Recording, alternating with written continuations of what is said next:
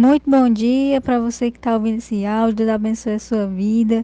Que seja um dia maravilhoso na santa e gloriosa paz do Senhor Jesus.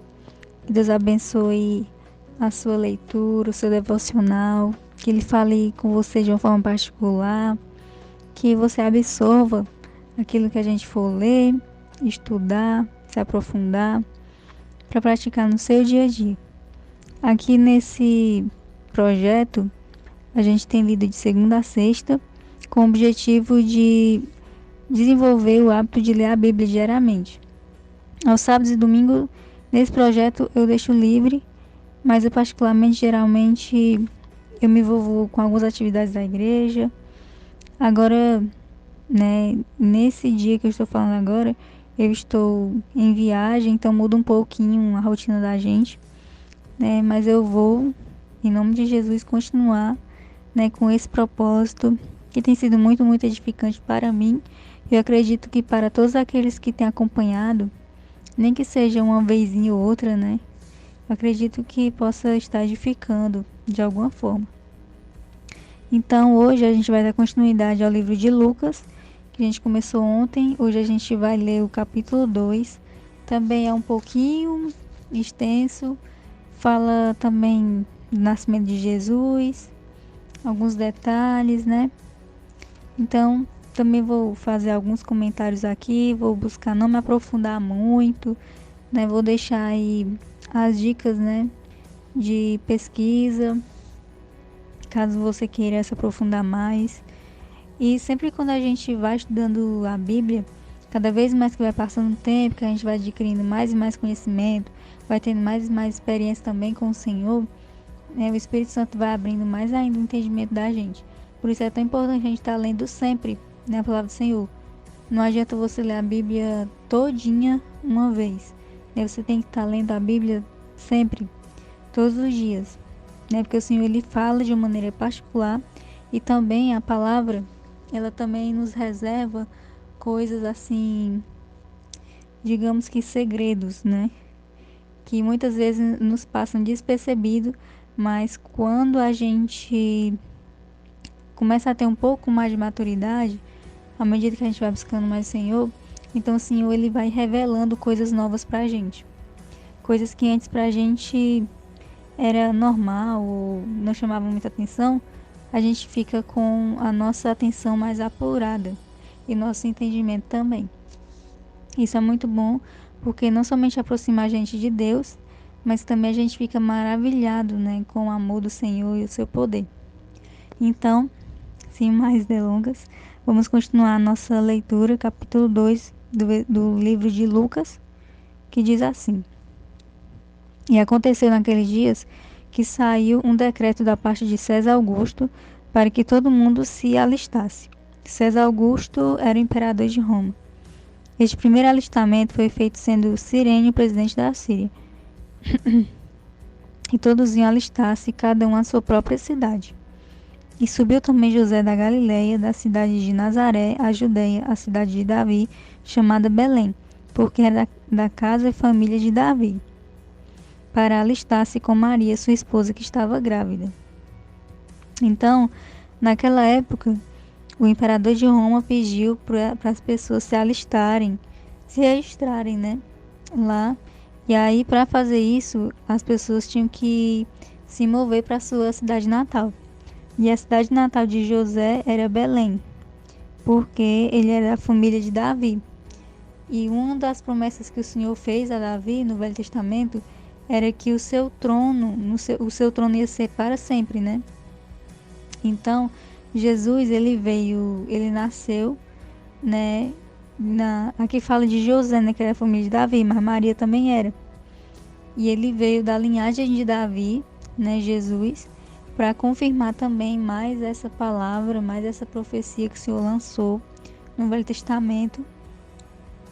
Ele prometeu a Davi que o seu trono ia ser para sempre, né? E assim foi, através de Jesus, porque Jesus ele não foi coroado, né, na terra quando ele veio aqui a primeira vez, mas hoje ele é o nosso rei do reino, né, de Deus, e o seu trono é eterno.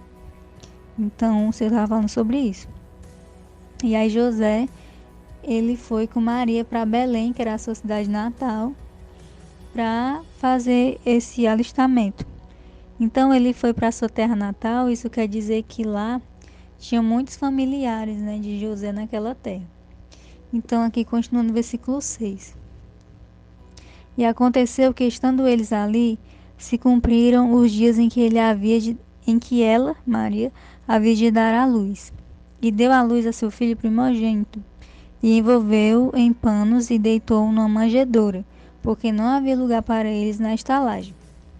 Então, sempre quando eu ouvia falar, lia, né, ouvia pregação, ou lia sobre isso, eu imaginava que era porque, como o pessoal estava fazendo isso, né, de alistamento, estava tendo muito movimento na cidade e que os hotéis estavam tudo lotados, né, os locais de hospedagem estavam tudo lotados e por conta disso eles não conseguiram lugar e ficaram numa manjedoura.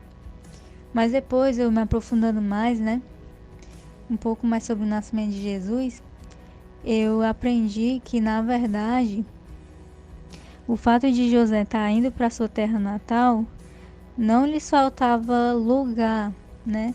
Porque terra natal é um local que geralmente há uma concentração maior de parentes, né? De parentela. Então, ele tinha casas, né, de pessoas, de parentes para ir. Então, por que que eles ficaram sem lugar? É porque Maria, né, tinha engravidado, não tinha casado ainda com José, então essa informação vazou, as pessoas ficaram sabendo disso. E aí eles não aceitavam ou não respeitavam, não queriam, né, o casamento de José com Maria, porque eles achavam que Maria tinha desrespeitado José, né, pular da cerca e tinha engravidado de outro, porque Maria não tinha ainda se unido oficialmente com José. E nem de uma forma, né? E aí as pessoas ficaram meio que excluindo, né, os dois, José e Maria, por conta desse fato, porque eles acreditavam que o casamento deles era uma fraude, né, não era para ter acontecido. E aí, naquela época, as pessoas elas tinham a sua casa e embaixo, a casa era em cima e embaixo ficavam os animais, né? Não era assim, no quintal, a casa ficava no lugar e o quintal ficava os animais, não. A casa era em cima e na parte de baixo da casa ficavam os animais, né? Como se fosse uma manjedoura embaixo. Então, quando José chegou na casa desse parente, esse parente, ele tinha lugares lá, né? Na, na casa dele. Talvez até estivesse lotado, mas como José vinha com mulher grávida, alguém poderia ter cedido para ela ficar num quarto, né? Já que era também parente, fazia parte da família. Mas como eles não aceitavam, né? Maria, Maria era excluída, então ao invés de alguém ter cedido o seu lugar para Maria e José ficarem num quarto, eles acharam melhor deixar eles dormindo junto com os animais, né? Nem que fosse também para ficar ali apertadinho ali no quarto, né? Mas ninguém quis. Então Jesus ele foi rejeitado pelo povo desde o ventre da sua mãe, né? Para você ver como que Jesus iniciou a sua trajetória aqui na terra.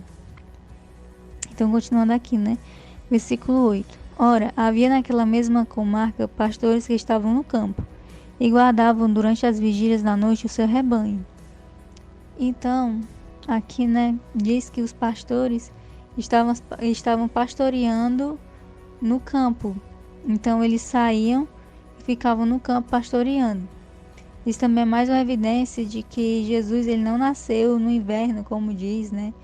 Com Papai Noel e essas coisas, né? Mas ele nasceu numa época em que não existia neve nem chuva, não, porque se fosse nesse tempo, os pastores não iam sair para o campo para pastorear, né? As ovelhas, o rebanho iam ficar guardados dentro da manjedoura. E versículo 9. E eis que o anjo do Senhor veio sobre eles, e a glória do Senhor os cercou de resplendor, e tiveram grande temor. E o anjo lhes disse: Não temais, porque eis aqui vos trago novas de grande alegria, que será para todo o povo. Pois na cidade de Davi vos nasceu hoje o Salvador, que é Cristo o Senhor. E isto vos será por sinal: achareis o menino envolto em panos e deitado numa manjedoura. E no mesmo instante apareceu com o anjo uma multidão dos exércitos celestiais, louvando a Deus e dizendo: Glória a Deus nas alturas, paz na terra, boa vontade para com os homens. E aconteceu que, ausentando-se deles os anjos para o céu, disseram os pastores uns aos outros: Vamos até Belém e vejamos isso que aconteceu e que o Senhor nos fez saber. Então foram apressadamente e encontraram Maria e José e o menino deitado na manjedoura. E vendo-o, divulgaram a palavra que acerca do menino lhes fora dito. E todos os que a ouviram se maravilharam do que os pastores lhe diziam. Mas Maria guardava todas estas coisas, conferindo-as em seu coração. E voltaram os pastores, glorificando e louvando a Deus por tudo o que tinham ouvido e visto como lhes havia sido dito. E quando os 8 dias foram cumpridos, para circuncidar o menino, foi-lhe dado o nome de Jesus, e pelo anjo lhe fora posto antes de ser concebido. E cumprindo-se os dias da purificação dela, segundo a lei de Moisés, o levaram a Jerusalém para o apresentarem ao Senhor, segundo o que está escrito na lei do Senhor. Todo macho primogênito será consagrado ao Senhor. Então, quando a mulher estava grávida e tinha seu filho, então ela passava por um período em que ela tinha que ficar isolada porque ela ficava impura, né? Então depois que passava por esse período, aí ela se purificava, né? Entrava na mikveh, que eram os tanques, e aí era mais um banho litúrgico, né? Então ela, depois de passar por esse banho, aí sim ela poderia conviver na sociedade, sair de casa, né? E aí depois, no 8º dia, aí o menino deveria ser levado no templo e ser circuncidado, que é quando eles tiram uma partezinha, uma pelezinha que tem no pênis da criança. Então isso é a circuncisão. E os médicos até dizem que fazer isso é até saudável para os homens, porque essa pelezinha algumas vezes pode dar alguma infecção, algum problema. E aí, continuando aqui, né? Versículo 24. E para darem a oferta segundo o disposto na lei do Senhor, um par de rolinhas ou 2 pombinhos. Havia em Jerusalém um homem cujo nome era Simeão. Este homem era justo e temente a Deus, esperando a consolação de Israel, e o Espírito Santo estava sobre ele. Então, só uma coisa sobre o par de rolas, né, que é os passarinhos ou dos pombinhos. Essa era uma oferta que indica que Maria e José eram pessoas humildes, no sentido de não terem tantos recursos, né? Eram pessoas pobres, porque geralmente eram os pobres que davam esse tipo de oferta. Os mais abastados ou mais ricos, né, davam um gado maior. Um gado maior. Aí vamos continuar aqui. Versículo 26. E fora-lhe revelado pelo Espírito Santo que ele não morreria antes de ter visto o Cristo do Senhor. E pelo Espírito foi ao templo, e quando os pais trouxeram o menino Jesus, para com ele procederem segundo os da lei, ele então o tomou em seus braços, louvou a Deus e disse: Agora, Senhor, despedes em paz o teu servo segundo a tua palavra, pois já os meus olhos viram a tua salvação, a qual tu preparaste perante a face de todos os povos, luz para iluminar as nações e para a glória de teu povo Israel. E José e sua mãe se maravilharam das coisas que dele se diziam.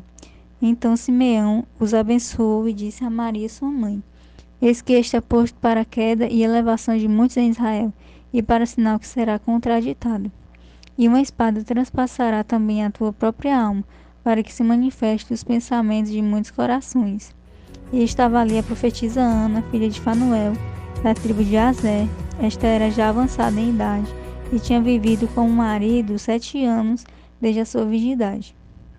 E era viúva de quase 84 anos, e não se afastava do templo, servindo a Deus com jejuns e orações de noite e de dia. E chegando na mesma hora, ela dava graças a Deus e falava dele a todos os que esperavam a redenção em Jerusalém. E quando acabaram de cumprir tudo segundo a lei do Senhor, voltaram a Galiléia para a sua cidade de Nazaré. E o menino crescia e se fortalecia em espírito, cheio de sabedoria, e a graça de Deus estava sobre ele. Ora, todos os anos iam seus pais a Jerusalém à festa da Páscoa. E tendo ele já 12 anos, subiram a Jerusalém, segundo o costume do dia da festa. E regressando eles, terminados aqueles dias, ficou o menino Jesus em Jerusalém, e não o soube José nem sua mãe. Eles, porém, pensando que ele vinha em companhia deles pelo caminho, andaram o caminho de um dia, e procuravam-no entre os parentes e conhecidos. E como não encontraram, voltaram a Jerusalém em busca dele.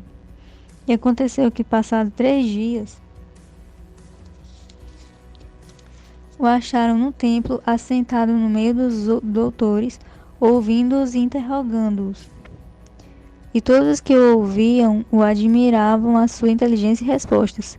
E quando o encontraram, se surpreenderam e disse-lhe sua mãe: Filho, por que fizeste assim para conosco? Eis que teu pai e eu ansiosos te procurávamos. E ele lhes disse: Por que é que me procuráveis? Não sabeis que me convém tratar dos negócios de meu pai? E eles não compreenderam as palavras que ele lhes dizia. Quem não compreendeu foi o pessoal que estava com ele lá na sinagoga. E desceu com eles e foi para Nazaré. E era-lhe submisso, e sua mãe guardava no seu coração todas estas coisas. E crescia Jesus em sabedoria, em estatura e em graça para com Deus e os homens. Amém? Então esse capítulo, ele trata um pouco de como foi o nascimento de Jesus, né? E aí a gente, muitas vezes, né? A gente ouve de uma forma, ensinam pra gente de uma forma, né? Mas na realidade houveram situações assim mais profundas, né? Ou mais assim que a gente às vezes nem imaginava, né? Que ele foi rejeitado desde o ventre da mãe dele, né? Jesus. E mesmo até mesmo no seu povoado, quando estava no ministério, eles eram difíceis de receberem, né, a Jesus. Então, se você já sabia dessa informação, você poderia deixar aí nos comentários, né? Juliana, eu já sabia disso. Ou então, se você não sabia, eu não sabia disso, que Jesus tinha sido excluído, né? Rejeitado pelos próprios parentes, no ventre da sua mãe ainda. Né? Então, deixe nos comentários se você também tem alguma dúvida, se você tem algo a acrescentar que eu não disse, né?